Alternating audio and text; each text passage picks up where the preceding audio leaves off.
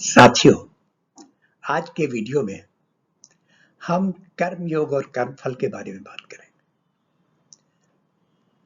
हम हमेशा सोचते हैं कि जो भी हम कर्म करेंगे उसका हमें फल मिलेगा और कॉज एंड इफेक्ट के सिद्धांत से ये सही भी है। लेकिन कर्मयोग से कर्म फल का क्या संबंध है, ये हम जानना चाहेंगे। जो कुछ हम करते हैं वो क्या हमसे ईश्वर करवाता है, और यदि ईश्वर करवाता है तो हम उसका फल क्यों भोगें? जो किसी और ने करवाया उसके लिए वही जिम्मेदार है। क्या ईश्वर हमारे द्वारा किए हुए कार्यों को न्यूट्रलाइज कर सकता है, या जो हम अगर पाप के कार्य करें तो हमारे पापों का ईश्वर क्या हरण कर सकता है? वो हमें निष्पाप कर देता है, या हमारे द्वारा किए हुए पुण्य से हमारे पाप को समाप्त कर सकता है? वो ईश्वर हमारे पुण्य स्वीकार कर ले और जो कुछ हमने पाप किए हैं उनको नष्ट कर दे। ऐसा संभव है? जानिए श्रीमद् भगवद गीता में इस विषय में क्या कहा है। युक्ता कर्म फले त्यक्त्वा शांतिमाप्नोति नैष्ठिकीम् अयुक्ता काम कारेण फले सक्तो निबध्यते। तो ये लिया है युक्ता कर्म फले त्यक्त्वा। जो युक्त हो, जब तुम योग कर लोगे तो तुम्हारे कर्म फल की तरफ तुम सोचोगे नहीं, मन जाएगा ही नहीं, बुद्धि जाएगी नहीं, तुमने सबका योग कर लिया और लग गए आप किसमें? योगा कर्म कौशलम, आप कर्म में लग गए पूरी तरीके से, पूरा जोड़ के। तो आपका मन कुछ सोचेगा ही नहीं फल के बारे में, आप फल की तरफ लॉजिक रहेगी नहीं, आपकी उसको कर्म के प्रति लॉजिक रहेगी। सारी पूरी बॉडी पूरी तरीके से काम कर रहे होगे। युक्ता कर्म फलम त्यक्त्वा शांति मापनोति नैष्ठिकीम। और वो शांति पाता है, कैसे पाता है? नैष्ठिकीम। नैष्ठिकीम का मतलब होता है निष्ठा जिसके प्रति है उस पर सारी चीज छोड़ दो।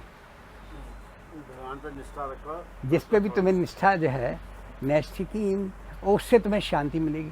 क्या कर्म का फल छोड़ना है तो कहाँ छोड़े? तो क्या वहाँ छोड़ दो। हाँ, युक्ता कर्म फले त्यक्त्वा शांतिमाप्नोति नैष्ठिकीम् अयुक्ता काम कारेण फले सक्तो निबध्यते। लेकिन अयुक्त है, अगर तुम जो है जोड़ोगे नहीं सबको तो काम कारेण, आपके जो काम के कारण, आपके डिजायर के कारण फल में आसक्ति होकर बच जाओगे। अगर तुम योग नहीं करोगे, अयुक्ता है तो काम कारेण फल में आसक्त होकर निबद्धते बन जाओगे। नहीं शुरू हो रहा है। हाँ, मैं बता रहा था, शुरू किया था कि प्रकृति के 3 कंस्टिट्यूएंट्स हैं जो कल बोल रहे थे, सत, रज और तम। सत का मतलब है प्योरिटी, और रज का मतलब है एक्शन, और तम का मतलब है इनएक्शन। अगर कुछ भी है, आपको सत और रज को जोड़ के चलना है, और उस पर भी किसी कर्म फल की इच्छा से नहीं, मतलब प्योरिटी को एक्शन से जोड़ना है। ये तो पूरा संन्यास लो तो वो, लेकिन आपको किसी उस शिक्षा से नहीं, बल्कि आपने पूरा योग से। कैसे? योग का मतलब है वो मैंने बताए 8 जो तत्व हैं, मन, बुद्धि, अहंकार और 5 शरीर, इन सबको जोड़ देना है। और कोई भी चीज़ ऐसा ना हो कि मन फल में लगा हो या कुछ हो। तो वही श्लोक कह रहा हूँ, युक्ता कर्म फलम त्यक्त्वा शांतिमाप्नोति नैष्ठिकीम् अयुक्ता काम कारेण फले सक्तो निबध्यते। मतलब जब आप 8 को जोड़ दोगे, मन, बुद्धि और अपनी आइडेंटिटी, और इन 5 तत्वों को सब मिला के, और सब कुछ आप जो है कर्म फल को छोड़कर और इसमें जोड़ दोगे तो तुम्हें शांति मिलेगी। और शांति कैसे? कहाँ छोड़ो कर्म फल को? कहाँ छोड़ो? नैष्ठिकीम।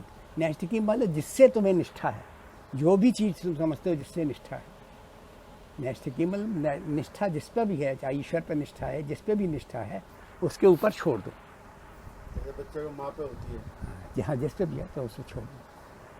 अयुक्ता काम कारेण, और जो अयुक्त, अगर तुम इन सबको जोड़ोगे नहीं तो तुम क्या रहोगे, काम कारेण, तुम हर चीज़ डिज़ायर के ओरिएंटेड रहोगे। डिज़ायर की तरफ तुम्हारा कॉज क्या होगा, डिज़ायर, है ना, और उससे फले सकते हो, और फिर फल में आसक्ति हो जाएगी, जिससे तुम बंध जाओगे, उसकी लाइबिलिटीज़ तुम्हें लग जाएंगी, और लाइबिलिटी से तुम चलते ही रहोगे, करते ही रहोगे। तो अगर तुम लाइबिलिटी से हटना चाहते हो तो तुम युक्ता हो जाओ, योगी हो जाओ, योग बनो, करो। और क्योंकि योगा कर्मस कौशलम, योग ही कर्म कुशल। अच्छा, सर्व कर्माणि मनसा संन्यस्यास्ते सुखम वशी, नवद्वारे पुरे देहि नैव कुर्वन्ति कार्यन। इसमें दिया है कि सर्व कर्माणि मनसा संन्यस, सभी कर्मों को मन से छोड़ दो। मतलब मन आपने उधर जोड़ दिया तो आपने सब कर्मों को आपने मन से जो है ना, सब आप उसके बारे में सोचो नहीं। और सुखम वशी, वशी माने संयमी, और अपने संयम कर लो तो तुम सुख से रहोगे। तो तुम सुख, और वशी कौन है, नवद्वारे पुरे देही, देही, देही का मतलब जो देह धारण कर रहा है, मतलब वो उसके 9 द्वार हैं, हमारे बॉडी के 9 द्वार मानते हैं, आँख कान नाक मुँह सब 9 द्वार मानते हैं। नवद्वारे पुरे देहि नैव कुर्वन् का, वो करते हुए न करवाते हुए कुछ कर रहा है। अगर तुम ऐसा करोगे तुम तो मतलब न कर रहे हो न करवा रहे हो, फिर भी क्योंकि कि तुमने उसके फल की तरफ आपका मन है ही नहीं। और क्यों ऐसा करो कि न करते तुम न कर्माणि लोकस्य सृजति प्रभु, न कर्म फल संयोगम स्वभावस्तु प्रवर्तते। तुम्हें क्या करना चाहिए और तुम क्या कर रहे हो, ये दोनों में ईश्वर का कोई हाथ नहीं है। ये जो तुम्हें क्या करना चाहिए, तुम क्या, इसमें कुछ भी ईश्वर का हाथ नहीं है। तो कर्म फल भी मिलेगा, वो संयोग से ऑटोमेटिकली आएगा, उसमें भी ईश्वर का हाथ नहीं।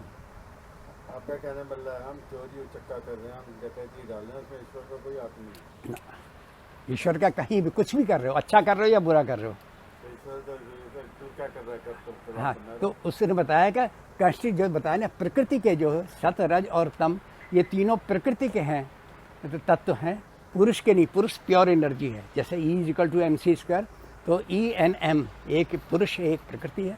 और वो जो है वो प्रकृति के सतरजतम, ये तीनों जो अब तक हम बोलते रहे, ये प्रकृति के है, पुरुष के कोई पार्ट नहीं है इसमें। और पुरुष इज प्योर, वो कि पुरुष प्रकृति के संयोग से जीव बन गया है, लेकिन पुरुष का उसमें कोई पार्ट नहीं है। तो इसलिए तुम ये सोचो इससे कोई ईश्वर का कोई इन्वॉल्वमेंट है, कुछ भी नहीं। न दत्ते कश्चित् पाप न चैव सुकृतिम विभु, न दत्ते कश्चित् पापम न चैव सुकृतिम विभु, अज्ञानी नावृतम ज्ञानम तेन मुह्यन्ति जन्तवः। जैसे बताया कि ईश्वर का कोई मतलब नहीं है। ईश्वर को ना आपके पाप कर्म से कुछ लेना देना है, ना आपके कुछ पुण्य कर्म से कुछ लेना देना है। आप कुछ भी पुण्य कर रहे हो तो ईश्वर के लिए कुछ नहीं कर रहे हो, अपने लिए कर रहे हो। तो मतलब ईश्वर को आपका ना पाप कर्म चाहिए ना आपका पुण्य कर्म चाहिए, उसे कुछ नहीं चाहिए तुम्हें। हाँ जी, हम जो है जो सोचते हैं अज्ञान बस सोचते हैं, अज्ञान से हमारा जो ज्ञान है वो ढका हुआ है, ढक गया, उसके बस सोचते हैं कि हमने ईश्वर के लिए कर दिया या वो कर दिया। तुम ईश्वर के लिए कुछ नहीं कर रहे हो, तो ना तुम अब इसके बारे में कुछ सोचो। अब इन श्लोकों को गीत के रूप में सुनते हैं। कर्म योग युक्त जन कर्म फल को त्याग कर, शांति प्राप्त करते रहे स्वनिष्ठा की राह पर।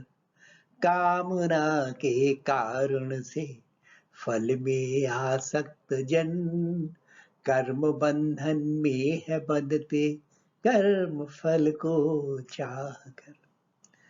त्याग करे मन से सब कर्मों को करके भी, आत्म नियंत्रण में रहकर सुखी रहे सभी। 9 द्वार युक्त देह नगरवासी आत्मा ने नहीं करना न करवाना है कुछ भी कभी। ईश्वर कभी नहीं रचता क्या तुमको करना, जो भी करते वह भी नहीं ईश्वर की रचना। जो भी चाहिए करना और जो तुम करते हो, उसका स्वाभाविक संयोग कर्म फल का बनना। ईश्वर सर्वव्याप्त न किसी के भी पाप हरते, नहीं किसी के शुभ कार्यों को ग्रहण करते। अज्ञान ने ज्ञान को ढक लिया सब तरफ से, समस्त प्राणी उसके द्वारा ही मोहित रहते।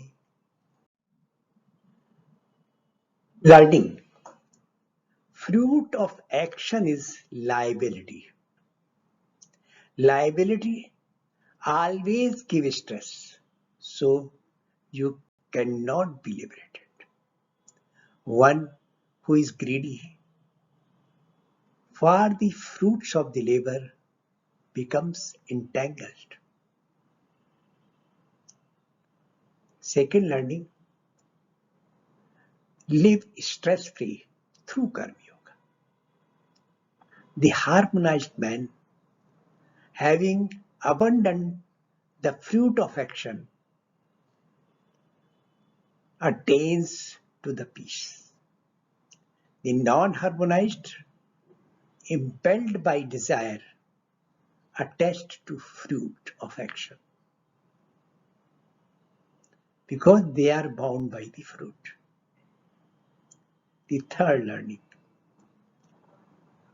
fruit of action is the natural consequences. Fruits of action is only the natural consequences. By combining what you should do and what have you done. If you have done something which is matching to what you should have done, then things will be better. But in case you have done something which you should not have done, then fruits will be entirely different, which you will not like. The fourth learning, Supreme God is not connected with your action. We normally consider that we will do the sin, but by praying God, we can get it neutralized. But God cannot neutralize your sinful actions. Neither He has any interest in your sacred action, your punya karma. He will not take. He is not interested. Whatever you are doing for yourself. So always avoid the sinful action and do not expect that we will do the sinful action and it will be neutralized by the God. So you have to bear the consequences whatever actions you perform.